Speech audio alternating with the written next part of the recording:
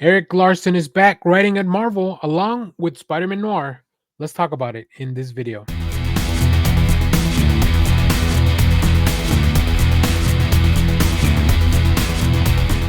Hello everyone, Dan here from the Next Issue Podcast. On today's video, I'll be doing a review for Spider-Man Noir number 1. This is the new book from Marvel Comics.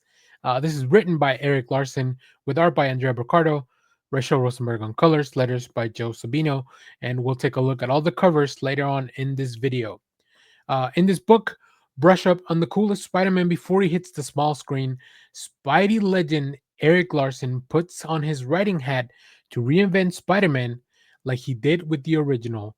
Along with rising star Andrea Ricardo, it's the 1930s, and Peter Parker is a private detective by day, vigilante Spider Man by night.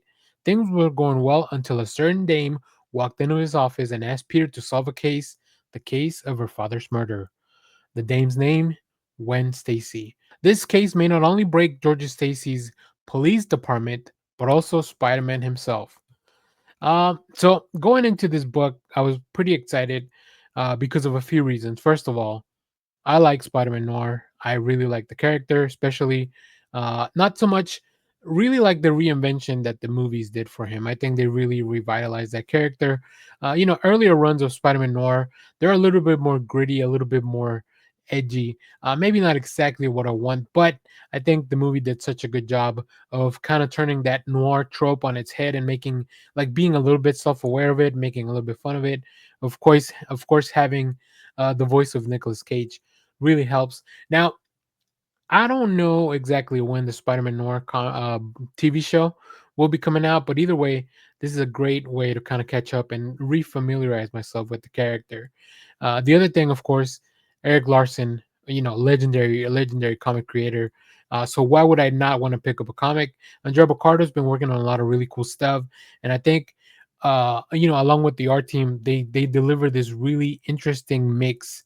It's not truly a detective noir. Like this isn't really all full of dark and shadows, but it's definitely a very cool. Feels like a pulp comic, especially because of Peter being a PI, taking on these gangs. The time frame of the 1930s, and then of course the true and tried trope of a damsel in distress walking into the office, and of course when you make that Gwen Stacy, that just really raises the stakes. So it's a very cool, interesting issue. Erik Larsen does a little bit of world building here, introducing the gangs and how crime really works.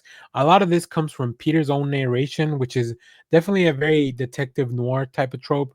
But I really enjoyed it. But Andrea Broccardo's art is fantastic. Like it just really works. The characters, they look very nice. There's not a lot of heavy lines. It's actually kind of plain against type, but it still definitely feels a little pulpy.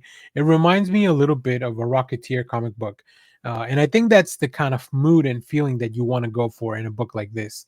At least from my opinion. It's full of action. It's full of twists and turns.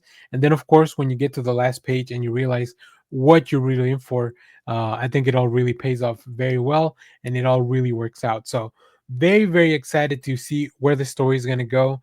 I think they have a great team, and I can't wait to see where we go from here. So let's take a look at some of the covers for this book. So here we have the main cover. This is by Simone DeMeo. Next, we do have a few because obviously this is a number 1, so that's definitely going to raise the stakes. And of course, it's Spider-Man Noir, which is a Spider-Man character, so they'll get the full treatment here. This is the 1 in 100 David Mack Virgin variant, so this has no trade risk. Uh, Next, we have the Spider-Man Noir Andrea Sorrentino. This is a 1 in 25 ratio, which is still very cool. I think Andrea Sorrentino's art really works for the look and the feel of the noir. Next, we have a 1 in 50 Jerome Opena variant. So yeah, a lot of really cool. Like they expected this book to really sell, so they have those high ratio covers. Um, Next, we have a second printing Erik Larsen variant. So you can go back and see some of Erik Larsen's art. Next, we have the Big Time Collectibles NYCC 2025 Miko Soyan. Of course, an homage to Todd. I might. So, luckily, Miko Soyan is somebody that is Very much. I don't know if he's local to the Dallas Fort Worth area, but he's always around in our local convention. So hopefully, I can pick one up from here. Big Time Collectibles also, they're always in our conventions locally. So yeah, they always deliver on some really cool stuff. So that might be fun. Here we have the Virgin variant of that same. And then here we have the David Mack, which is just a regular cover with the trade dress. So it's only the Virgin cover that is a ratio cover for him. And then, of course, once again, the Erik Larsen with the trade dress.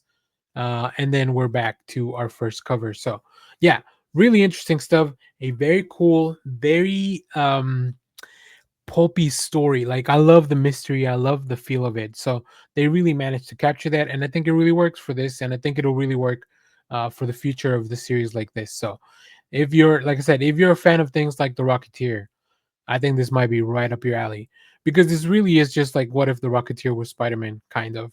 Not in so many words, but it's pretty much that same feel because that's always been the concept of Spider Noir.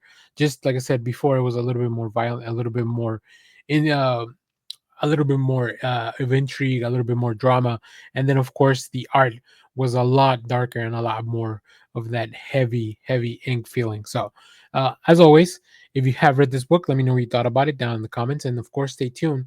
We have more comic reviews, trailer reactions, TV recaps, all that fun stuff here in the channel. Thanks for watching, everyone. Bye bye.